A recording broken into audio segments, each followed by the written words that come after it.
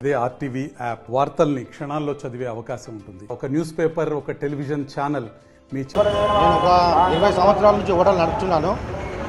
ఎటువంటి సంఘటనలు కానీ ఏది కానీ జరగలేదు. మొన్న ఒక 4 ఆకతాయికుల పిల్లలు వచ్చి మంచూరియన్ ఏదో తిన్నారు. వాళ్ళు దాన్ని చికెన్ మంచూరియా అన్నారు. మా దగ్గర చికెన్ మంచూరియానే ఉంటుంది అలా. ఇక్కడ చూడు, చికెన్ మంచూరియానే ఉండదు మా దగ్గర. వెజ్ మంచూరియా తీసుకున్నారు వాళ్ళు. లాస్ట్ తిన్నాక అంతా అయిపోయాక 2 జిల్ల పురుగులు వచ్చినాయని చెప్పి చూపించారు. ఇక్కడ కౌంటర్ మీద నేనే ఉన్నాను, చూపించారు. ఆ జిల్ల పురుగులు మాత్రం ఏమాత్రం డిస్టర్బెన్స్ కాలేదు. ఎలా ఎట్లున్నాయి, ఎట్లా లైవ్లో ఎట్లున్నాయో అదేవిధంగా జిల్ల పురుగులు అవుపించినాయి.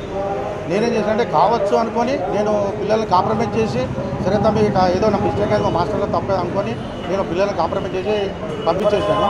వాళ్ళకి ఏదైనా అడిగితే కూడా అన్న ఏమవుతూ ఏం కావద్దు, చాయ్ తాగుతా, కాఫీ తాగుతా, ఇంకేమైనా టిఫిన్ చేస్తామంటే కూడా ఏమవుతా అన్నారు.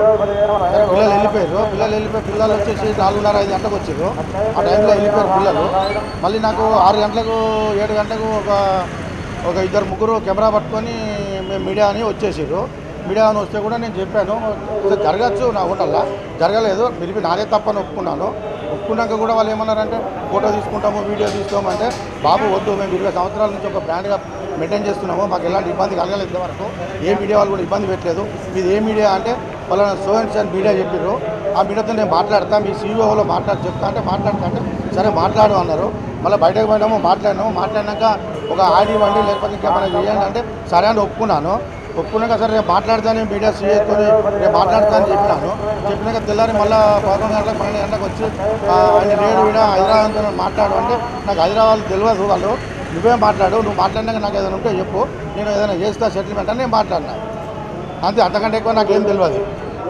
తర్వాత సాయంత్రం 6:30-7 గంటలకు గిరాకీ వచ్చినాక అన్న మీది ఇట్లా టీవీలో ఏదో వచ్చింది, మీడియాలో ఇట్లా వస్తుంది, సోషల్ మీడియాలో ఇట్లా వస్తుందని చూసి మళ్ళీ నేను తెలుసుకునేసరికి ఎస్ఎన్ఎస్ ఛానల్ అని చెప్పారు. ఆడికి పోయింది కూడా నేను మాట్లాడినా, కాంప్రమైజ్ అయినా. అన్న సరే ఏదైనా ఉంటే చేస్తే ఏదైనా మాట్లాడతా అని చెప్పినా కూడా సరే అని అప్పటికప్పుడే వెబ్సైట్ కట్ చేసిండు ఆయనే.